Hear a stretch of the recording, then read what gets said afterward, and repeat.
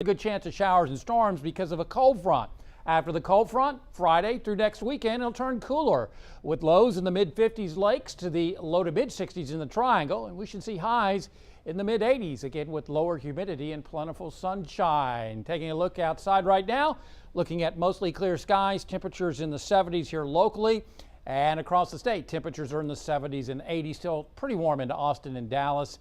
Back over Laredo, Houston checking in at 81 degrees. Across the state, pretty quiet, but we're more focused on what's coming. You can see trough of low pressure in the Pacific Northwest. That's our next cold front. It'll be here coming up as we head towards Thursday. Until then, high pressure will expand and strengthen over the area this weekend, and that means hot, dry weather conditions ahead of our trough of low pressure that'll push on into our area as we work on in to say Thursday with a pretty good chance of showers and storms. On the Gulf of Mexico, slightly choppy seas around 2 to 3 feet tomorrow. We'll see easterly winds at 15 knots, some occasional gusts to 25. Our forecast tonight looking at temperatures into the mid to upper 60s in the lakes area under mostly clear skies. Could see a little patchy fog. Inland southeast Texas, that's Hardin County, southern Jasper, southern Newton counties. Pretty close to what we're seeing here in the triangle. Mostly clear, some patchy fog, no rain expected. And in the triangle, looking at mostly clear skies, that's Jefferson and Orange counties. No rain, patchy fog. Lows will be in the low to mid 70s. Tomorrow, for the triangle, sunny skies, highs low to mid 90s, and a northeast and southeast wind expected. Inland southeast Texas, Hardin, southern Jasper, southern Newton counties, sunny, no rain with a northeast and southeast wind. And for the lakes area, high temperatures will be in the mid 90s with sunny skies and an easterly wind. So this weekend looks very summer-like across the area with highs in the mid-90s. Then on Monday and Tuesday, high temperatures will come down a bit to the lower 90s. Still no rain. It'll be turning a little breezy with the humidity really pouring on in. Then for Wednesday, we'll go with 20% coverage. Thursday, how about a 60% coverage? And with any luck, we should see a nice cool down as we head towards late next week. And low temperatures here in the triangle should be in the lower 60s, highs mid 80s. And we may see some lows up in the lakes area cooling into the mid 50s by next weekend. All right, lots of people excited about the first big cool down for Southeast Texas. The first real feeling of fall, you guys. Next week, those lows are going to be amazing. And hopefully we can get some decent rain as the front rolls in. Yeah, we need. Certainly do. Yeah. Certainly do. Sweater weather, as they say. That's going to do it for us. The 409 Sports Blitz, just 2 minutes away.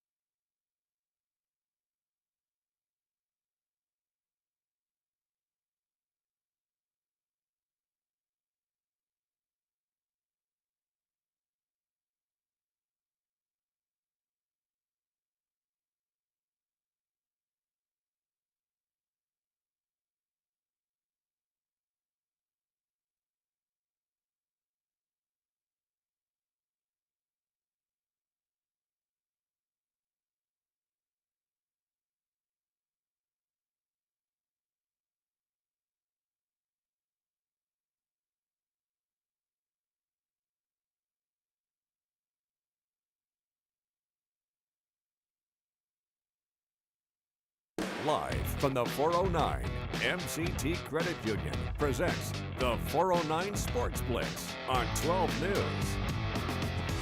Welcome to Week 6 of the 409 Sports Blitz. Let's not waste any time and get right to our game of the week between Jasper and number 7 Hamshire-Fannett. Now, both teams came in averaging over 30 points a game. Last season, Jasper won 26-21 in a thriller. Would tonight be the same result, or could the Longhorns win and take control of District 9-4A Division II? Packed house at Longhorn Stadium as Hamshire-Fannett trying to stay unbeaten. I'll tell you what, this is pretty much their first big test of the season, first big test of district. Defense has been incredible, averaging, just giving up 9 points a game. That's Deontay Zeno with that hit stick, firing everybody up. And then Hamshire-Fannett will do it again. Oh, taking down that running back, suffocating defense. But here comes Jasper. They can do it on defense as well. Play fake. Boom, breaks up that pass right there. And then Hamshire-Fannett still on offense. Ty Bryson. He's trying to look for Chance Ramsey. Rolling to his left. Lets it fly in front of two guys. Feet is in bounds for the touchdown. Hamshire-Fannett goes up 7-0. Woo, that's a good catch right there. It's Justin Jefferson-esque. Isaiah Coleman. He goes to work. Nice pass over the middle. Nice catch right there by Keati Armstrong for the touchdown. Longhorns led 14-7 at the break. This game has been wild. Just started the fourth quarter. We are tied 28-28. Let's go out to Kyle Orr. He is live at Longhorn Stadium. Kyle, this game has been back and forth. It is super tight in the fourth quarter. Give us an update. What can you tell us? Okay, so neither of these teams want to lose. They are still bringing it. We are early in the fourth quarter. In fact, when the newscast started, I saw an excellent touchdown from Isaiah Coleman to Britton Simmons. They do not want to lose. Neither team is willing to give up.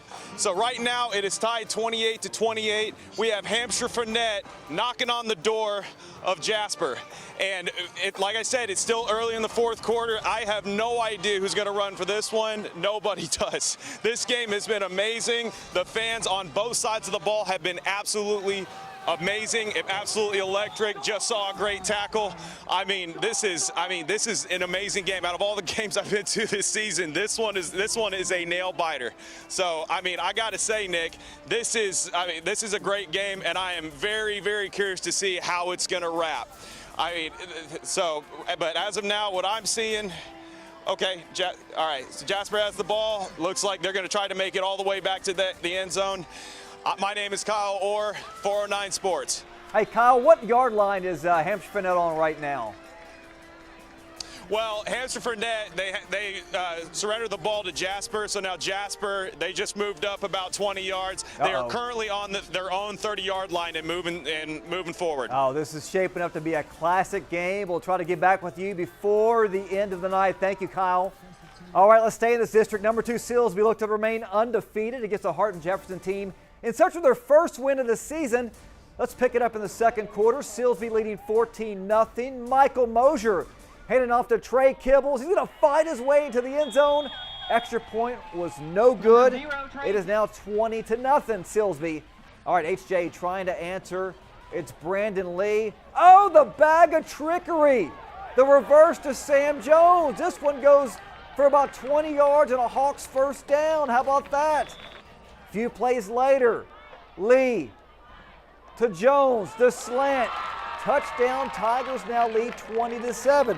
So you saw earlier Trey Kibble score. Well, here he is again. Taking the handoff, sheds a tackle, sheds another tackle. Hey, this is just straight foot speed all the way to the end zone for the touchdown. 46 yards on that score. It was 27-7 at that point. Right now, we are late in the fourth quarter. Silsbee currently leads 57-13. Of course, Silsbee on a bye next week. HJ will host the Liberty Panthers. All right, a big District 10 3A Division 1 showdown. Anahuac scoring off against Orangefield in Orangefield. Panthers defense has pitched 2 shutouts so far this season, so kind of a big test for the Bobcats tonight. Anahuac marching downfield on offense, capped off by this Thomas DeLeo 1-yard touchdown. Panthers take a 7-0 lead. Well, hey, look, they weren't done just yet. Logan Trotter pump fakes, throwing it deep to Quadre Coates. Outruns 2 defenders for Anahuac for the touchdown. So extra point, no good. It's now 13-0. So back come Orangefield. Mason Manning is going to break a tackle right there. He trots in for the touchdown. It's now 13-6. So after a punt, the Bobcats, they're going to rumble all the way downfield. And Kyle Michael, yeah, the man's got 2 first names there. He's going to follow his blockers for the touchdown. That made it 13-12. This game went back and forth, but look at this. Second half action, it was all Orangefield. They win 32-20. Woo, what a game right there. All right, LCM playing their final non-district game of the season, playing host to 3-0 Houston Legacy. All right, could the Bears defense slow down a Legacy offense? Hey, they were averaging close to 40 points a game. LCM goes to work on offense. Dylan Payne fakes the handoff, calls his own number. He scrambles for 16 yards for a Battling Bear first down. And then a few plays later, it's Payne. Fakes the dive, finds Carson McElwain for the touchdown as LCM drives 75 yards to take a 7-0 lead. So after a Legacy punt, the Bears stick with the ground game as Jalen Morris, like a bowling ball, dragging 5 players with him, just kept the feet moving. The LCM would be forced to punt. So Legacy, they're averaging over 39 points a game. They go on offense. Kashawn Henderson back to pass, pump fakes, tries to hit his receiver across the middle. It is intercepted by Luke McDowell, comes up with that big interception there. So big turnover for the Bears as Morris goes right up the gut, blows past her cameraman right there, 14-0 LCM. They would go into halftime tied at 14 apiece. And how about this? Late in the fourth quarter, 34-27, Spring Legacy. This is going to be a classic finish in that game as well. All right, how about West Orange Stark? Let's go to some scores here. Trying to snap a 3-game losing streak. They travel to face off against Liberty. They jumped out to a 20-0 first quarter lead, and they never looked back. They cruised tonight 62-0, so they even their district record at 1-1. They're going to host number 7 Hamshire-Fannett next Friday night at Dan Harhook Stadium. The Play of the Week, brought to you by 5 Point Credit Union. All right, let's go back to our Play of the Week here. We'll go back to LCM as Keshawn Henderson back to pass, and how about that? Bounces off his hands there. Luke McDowell for LCM comes up with that big interception. That led to a touchdown right there. Right now they are down, but not out.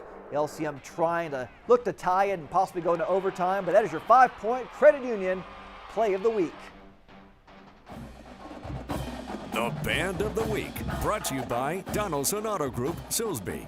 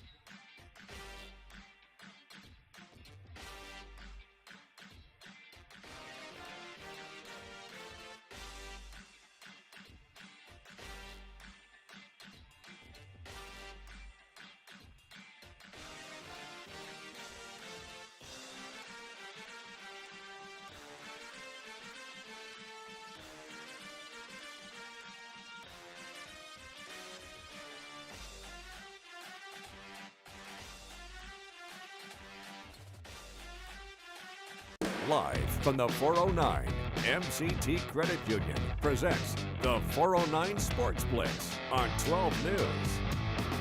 All right, it's been an absolutely brutal year for our two Beaumont teams. Both Westbrook and United came into Week 6 with a combined record of 1-7. United came in tonight with a record of 1-3 overall, but 0-1 in district play. So could things finally bounce their way against a Kingwood team that has been terrible all year, 0-4, their offense averaging just 6 points a game? Well, here we go.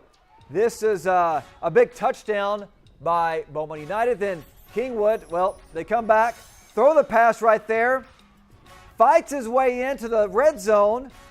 United comes back. That was after they just kind of went back and forth. United gets sacked right there. As you see the final right there, Kingwood, literally they were averaging 6 points a game. They put up 49 tonight. They win 49-28. How about last night's game? Westbrook Bruins, they fall to 0-5. They were hammered by Atascocita 71-0. It is the second straight week that the Bruin offense has been shut out. Westbrook will travel to face off against Humble next Friday night in week number 7. All right, scores from around Class 5A. Number 4 Port Arthur Memorial on the road taking on 0-5 Crosby. This game was incredible at first. Titans led 28-24 at the half. Memorial actually would rally and then start blowing it wide open. They win 63-31. They'll host a really good LaPorte team next Friday night. Over in Texas City, number 6 P&G jumped out to a 14-point lead. Then they led 21-16 at the break. They never looked back. They win 38-23. They'll stay on the road to face Fort Bend Willow Ridge coming up next week. How about those Nederland Bulldogs? They picked up their first win of the season last week against Fort Bend Willow Ridge. Tonight they were on the road against Dayton, and they would snap Dayton's 3-game losing or winning streak there. They win 34-30. They will host Santa Fe next week at Bulldog Stadium. Let's drop down to District 10-3A Division 1. Buna scoring off against Kirbyville. Wildcats came in lighting up the scoreboard, averaging 40 points a game. Well, we're going to see it here. Buna right up the gut. That's in for a big first down. And then Buna, once again, play fake, back to pass. Steps up in the pocket, finds his man wide open on the right-hand side. He takes it out of bounds for a Cougar first down. And then they would have to punt. Kirbyville goes back to work on offense. Slip screen right there, down the side. Oh, he makes a hurdle like Zeke Elliott back in his Cowboy days. How about that? Kirbyville would go on to drive in for a touchdown. They would keep scoring. They would go on to win 40-0. So Wildcats cruising right now this season. They're having one heck of a season, but again, the big shutout, 40-0. Some scores from around the area. Number 6 Newton. Well, they got off to a hot start as they led Anderson-Shiro 24-0 at the half. Where are we at? Scoreboard? Do we have a scoreboard? We don't have a scoreboard. I will tell you that Newton ended up winning big tonight over Anderson-Shiro. Let's go now to our, there's some more scores. 42-14 Woodville on the road against the Shepherd Pirates, so they pick up another big win. And let's go to the Newton scoreboard. 53-8 over the Owls of Anderson-Shiro. So Newton, they remained undefeated on the season. And we got one more here. The Kuntz Lions on the road against the Hemphill Hornets. They fall by 2, 22-20. The week brought to you by First Security Bank. All right, our hit of the week coming from Beaumont United. And Gilbert Anderson stopped by Kaysen McDonald right there. Big old hit. And that is our First Security Bank hit of the week. All right, let's go back to our game recap here. This is our, in case you're just joining us, our game of the week recap. Jasper, number 7, Hamshire-Fannett. This has been a dandy all night long. That's a big hit by Deontay Zeno right there. And then you'll see coming in your picture, another massive hit by Raheem Miller of Hamshire-Fannett. But that didn't stop Jasper. They would go back and forth. They would score. Hamshire-Fannett. Jasper playing a little bit of defense themselves right there. That's a broken up pass right there. And then Isaiah Coleman would find Kiadi Armstrong. Well, this is Ty Bryson to Chance Ramsey for the touchdown. Back of the end zone, 2 feet in bounds for the touchdown. That led 7-0.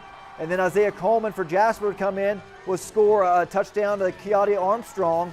So that would make it 7-7. Longhorns led 14-7 at the break, and it was 28-28 late in the fourth quarter. I think that is what we still are right now, 28-28 late in the fourth quarter. All right, let's go out to Kyle, who's been out there. Kyle, any update on this game? Last time we saw you was 28-28.